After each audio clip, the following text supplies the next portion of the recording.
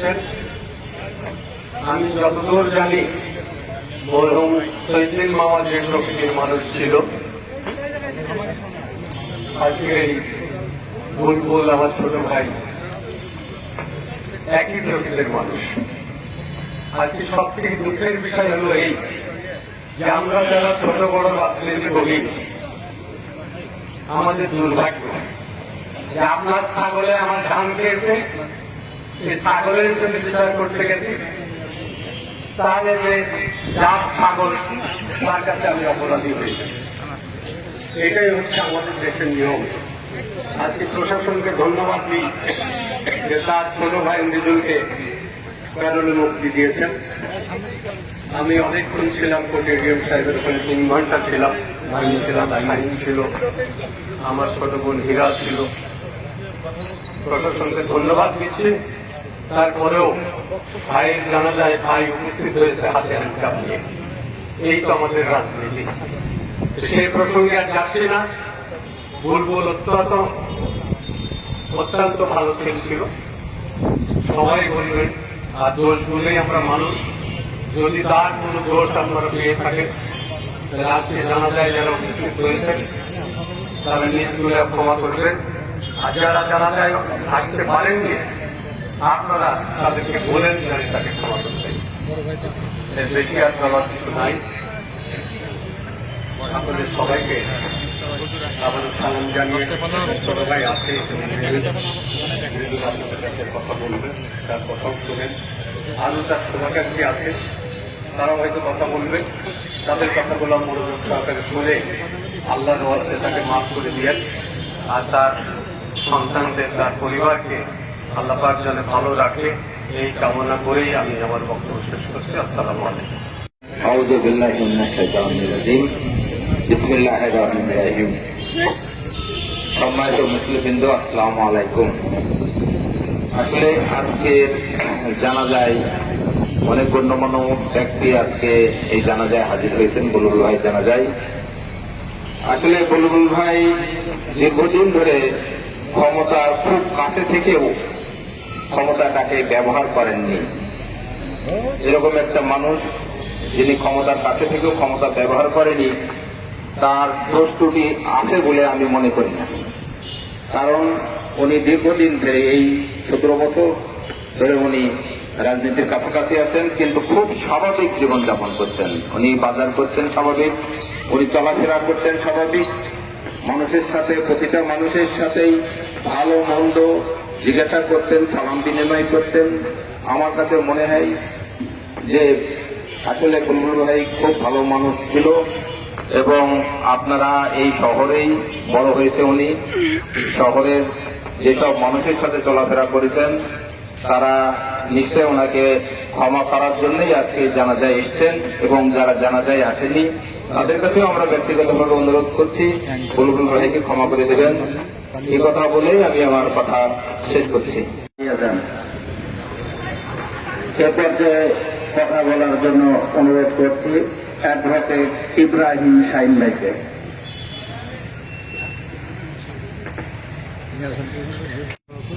আজকে এই জানাজায় যারা হাজির হয়েছেন, আমরা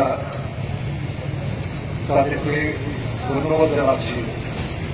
এই কারণে যে এক রাত্রিতে একটি মানুষের জানাজায় বললাম, এই কারণে যে কথাটা অ্যাডভোকেট কামরুল ইসলাম বললেন যে দোষে গুণে মানুষের মধ্যে একজন সাধারণ মানুষ যিনি নিতান্তই সাধারণভাবে জীবনযাপন করেছেন, সেই জীবনযাপনের মধ্য দিয়ে মানুষের কাছাকাছি পৌঁছানোর যে চেষ্টা, সেই চেষ্টা তার ছিল তার পিতার উত্তরাধিকার হিসেবে।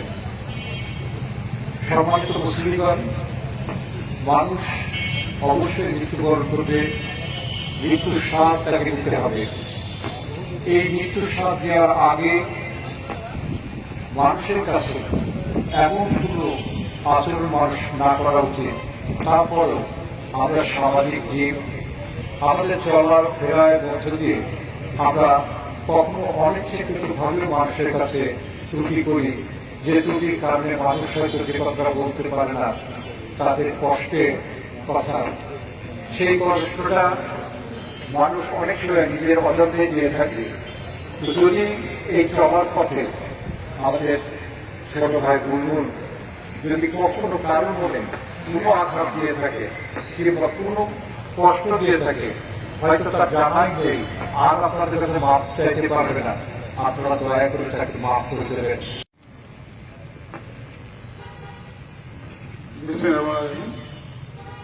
উপস্থিত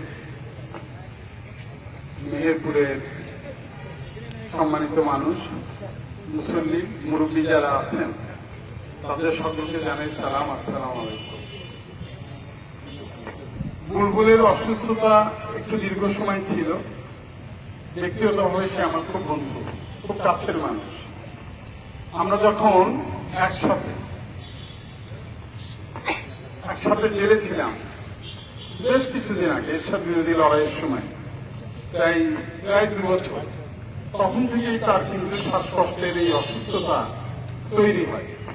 যাই হোক, আমি সবাইকে অনুরোধ করবো আমার প্রিয় বন্ধুর জন্য আপনারা প্ল্যান করে দোয়া করবেন, আল্লাহ যেন তাকে জান্নাত নসিব করে, এবং সেই সাথে সাথে তার ভুলটুকু আমরা সবাই মিলে ক্ষমা করে দেব, এবং সেটাই হলো আজকে আপনাদের কাছে আমার প্রার্থনা। আসসালামু আলাইকুম। এবং সোজা প্রকৃতির মানুষ ছিল, তার ভিতরে কোন রকমের বক্রতা আমি লক্ষ্য করিনি। যে কয়েকদিন, অন্তত বেশ কয়েক বছর যাবৎ তার সাথে মেশার সুযোগ হয়েছে, তার ভিতরে কোনো বক্রতা আমি লক্ষ্য করিনি।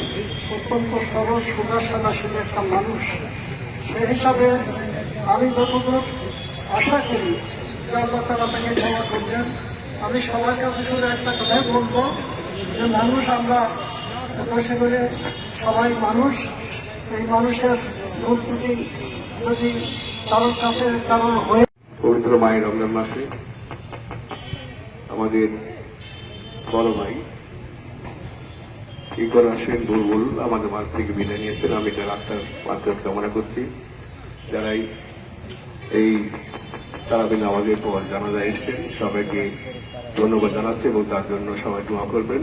আসসালামু আলাইকুম ওয়া রাহমাতুল্লাহি ওয়া বারাকাতুহু। উপস্থিত মুসল্লি ভাইরা আমার, অনুরোধ করবো যে যেহেতু উনি দুজনার তো কাইন্ডলি ওনার ভাবে দাঁড়িয়ে যান।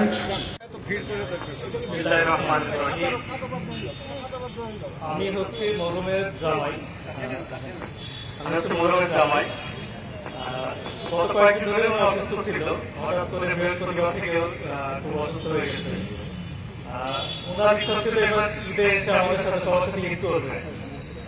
এখন আমরা আসছি, শ্বশুরও আসছে, কিন্তু শ্বশুর আর ওইভাবে নাই। আপনারা সবাই ওনাকে ক্ষমা করে দেবেন, আল্লাহ ওনার ভুল ত্রুটিগুলো ক্ষমা করে দিন, ভালো গুলো কবুল করে নিন। আর আপনাদের কারো কাছে যদি ওনার কোনো পাওনা থাকে অবশ্যই আমাদেরকে জানাবেন, আমরা পরিশোধ করে দেব। আর আপনারা অবশ্যই ওনাকে ক্ষমা করে দেবেন, আর আল্লাহ আমাদের কবুল করুন। কথা বলবেন মরহুমের ভাইস্তে সামিল। আসসালামু আলাইকুম। আমি মরহুম ইকবাল হোসেন বুলবুলের ভাতিজা এবং সাবেক জনপ্রশাসন মন্ত্রী পরহান হোসেনের বড় ছেলে জাওয়াহির পরহান। জন্য আমার চাচা মরহুম ইকবাল হোসেন বুলবুল খুব সরলতার সাথে জীবন পার করেছেন। আমার জানা মতে তার ব্যক্তি জীবনে কারোর সাথে খারাপ ব্যবহার করেননি। যদি তিনি আপনাদের কারোর সাথে কোনো খারাপ ব্যবহার করে থাকেন তবে আমি মরহুমের পক্ষ থেকে আপনার কাছে ক্ষমা প্রার্থী, এবং তার যদি কোনো ধার দেনা থাকে তাহলে সেটি আমাদের পরিবারের কারোর কাছে জানালে তিনি তা দেখবেন। ধন্যবাদ। উপস্থিত ভদ্র মহিলা, ভদ্র মহোদয়গণ, মুসলিমবৃন্দ, সকলকে আসসালামু আলাইকুম। আজকে এই রমজান মাসের সপ্তাহের শেষের দিকে এসে আমরা আমাদের পরিবারের একজন প্রিয় মানুষ, একটা ভাই, একটা অংশকে আমরা হারালাম। এমনি আমরা বিপর্যস্ত অবস্থায় আছি পারিবারিক ভাবে। আমরা এমন একটা কঠিন পর্যায়ের মধ্যে আছি যে আমরা ভাষায় প্রকাশ করার মতো অবস্থা আমাদের নাই। তার মধ্যেও আমরা আজকে একটা ভাইকে হারালাম এবং এই সেই জানাজায় আপনারা যে এত কষ্ট করে এই রাত্রি 10টার পরেও আপনারা সমবেত হয়েছেন, সেজন্য আপনাদেরকে ধন্যবাদ কৃতজ্ঞতা জানিয়ে আপনাদের ছোট করবো না। আপনাদের কাছে একটা অনুরোধ, ভুল যদি কোনো অন্যায় করে থাকে, কোনো ভুল করে থাকে, আপনারা ক্ষমা করবেন এবং যদি কোনো বেড়া ভাবনা থাকে আপনারা জানাবেন এবং বলবেন। ভুল করে চলাফেরায় যদি কোনো দর্শকী ভুলভ্রান্তি থাকে আপনারা তাকে মন থেকে ক্ষমা করে দেবেন। বলেন আপনারা ক্ষমা করলেন, ক্ষমা করলেন, আপনারা ক্ষমা করবেন। এবং আমরা এমন চাইনি যে আমাদের দ্বারা, আমাদের পরিবারের দ্বারা কেউ সময় কেউ মনে আমাদের পরিবার থেকে কেউ মনে ব্যথা পাক, এরকম আমরা কখনোই চাইনি। তারপরেও যদি ভুলভ্রান্তি দোষত্রুটি হয়ে থাকে আপনারা নিয়ে শুনে ক্ষমা করবেন। মানুষ ভুলভ্রান্তি উঠছে না, মানুষ দোষত্রুটির উঠছে না, মানুষ ভুলভ্রান্তি করে, এই ভুলভ্রান্তি থেকে কেউ বেরোতে পারে না। আপনারা তাকে ভুলভ্রান্তি থেকে ক্ষমা করে দিয়েন। যারা বর্ণার বিষয়ে তোমার ভাইরা বলেছেন তাদেরকে আপনারা জানাবেন এবং তাকে আপনারা একটু দোয়া করেন এবং তার প্রতি আমাদের যে কষ্ট, এই কষ্ট কোনদিন শেষ হবে না। আপনাদের সামনে মাসুরুন বললেন যে একসাথে জেল খেটেছেন, সেই এরশাদ বিরোধী আন্দোলনে মাসুরুনের সাথে একসাথে জেল ঘাটতে গিয়ে উনি তখনই অসুস্থ হয়ে পড়েছিলেন। সেই সময় সে অসুস্থ হয়ে যায় এবং তখন থেকে তার এত হাঁপানি শুরু হয় এবং অনেক ধৈর্য চিকিৎসার মধ্যে দিয়ে তাকে সুস্থ রাখা গেলেও তার মোটেও বিশেষ কোনো চাহিদা ছিল না জীবনে। তার এমন কোনো এ ছিল না, সে সহজভাবে জীবনযাপন করেছে, জীবন কাটিয়েছে। আল্লাহ তার মাত্রার মাত্রা কামনা করছি এবং আপনাদের কাছে দোয়া প্রার্থনা করছি। আপনারা তার জন্য একটু দোয়া করবেন, একটু মনোরোধ করবেন আল্লাহর কাছে, আল্লাহ যেন তাকে ক্ষমা করে।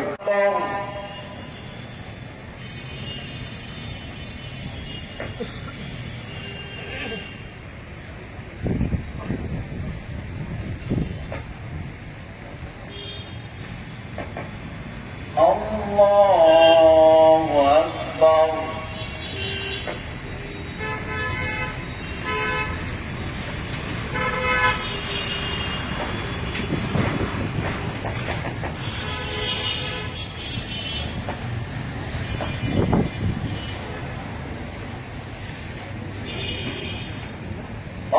الله أكبر